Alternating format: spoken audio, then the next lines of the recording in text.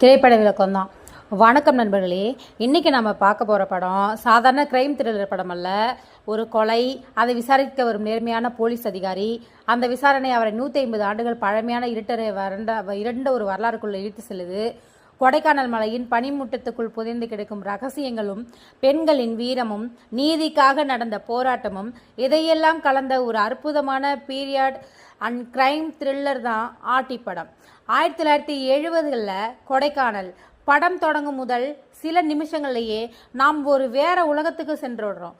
பனியால் மூடப்பட்ட மலைகள், தேயிலை தோட்டங்கள், இயற்கையோடு ஒன்றாக வாழும் பழங்குடி மக்கள், ஒரே ஒரு பள்ளிக்கூடம், ஒரே ஒரு தபால் நிலையம், ஒரே ஒரு போலீஸ் ஸ்டேஷன், நகர வாழ்க்கையின் சத்தமே இல்லாத அமைதியான மலை கிராமம். ஆனால் அந்த அமைதியின் பின்னால் ஒரு பயங்கரமான ரகசியம் ஒளிந்து கிடக்கிறது. இசக்கி கார்வண்ணன் எனும் புயல். இந்த கிராமத்துக்கு டிரான்ஸ்பர் ஆகி வருகிறார் போலீஸ் இன்ஸ்பெக்டர் இசக்கி கார்வண்ணன். அவரை பற்றி ஊர்லேயே ஒரு பயம். ஏன்னா அவர் சட்டத்தை விட நீதியை நம்புறாரு. குற்றவாளிகளை விட்டுவிட மாட்டார். தவறு செய்தால் தண்டனை உறுதி. அவர் வரும் காட்சிகளிலே இயக்குனர் அந்த கதாபாத்திரத்தின் ஆழத்தை நமக்கு உணர்ந்து வைக்கிறார்.